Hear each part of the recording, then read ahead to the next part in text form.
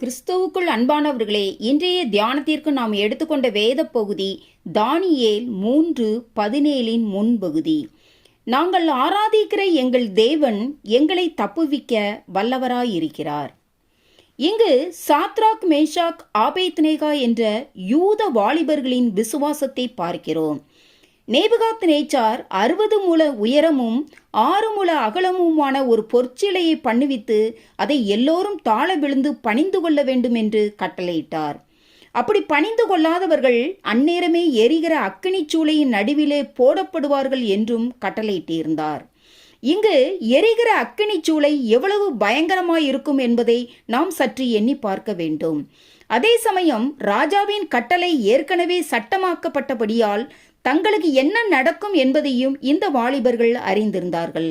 ஆனாலும் அவர்கள் என்ன பதில் சொன்னார்கள் என்பதை தானியேல் 3:16 முதல் 18 நேபுகாத்நேச்சாரே, இந்த காரியத்தை குறித்து உமக்கு உத்தரவு சொல்ல எங்களுக்கு அவசியமில்லை.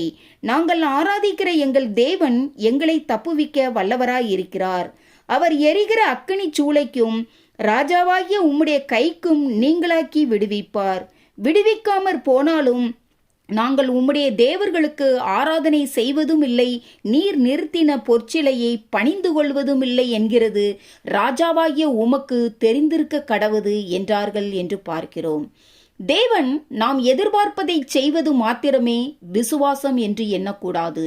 அந்த விசுவாசத்திற்கு காரணரான அவரையே நம்புவதுதான் மெய்யான விசுவாசம். இன்றைக்கு அநேகர் சில காரியங்களுக்காக அதிக ஊக்கமாக ஜெபிப்பார்கள். அதே சமயம் எப்படியும் அதில் விடுதலையை பார்க்க வேண்டும் என்றும் எண்ணுவார்கள். ஒருவேளை அது அப்படி நடைபெறாவிட்டால் சோர்ந்து போவார்கள். இது உண்மையான விசுவாசம் அல்ல. மாறாக தேவன் எதை செய்தாலும் சரியானது என்றும் நன்மையானது என்றும் நாம் ஏற்றுக்கொள்ள வேண்டும். ஆகவேதான் இவ்விதமான எண்ணங்களை கொண்ட அந்த 3 வாலிபர்களையும் தேவன் விடுவித்ததும் மாத்திரமல்ல, அதன் மூலம் தம்முடைய மகா பெரிய வல்லமையும் விளங்க பண்ணினார் என்று பார்க்கிறோம்.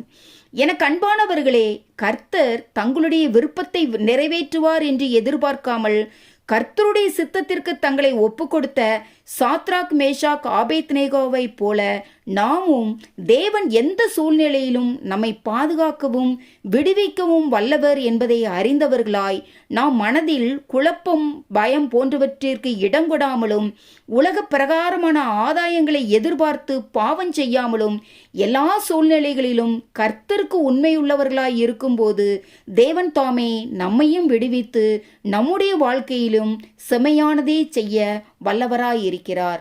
ஆமேன். அல்லேலூயா.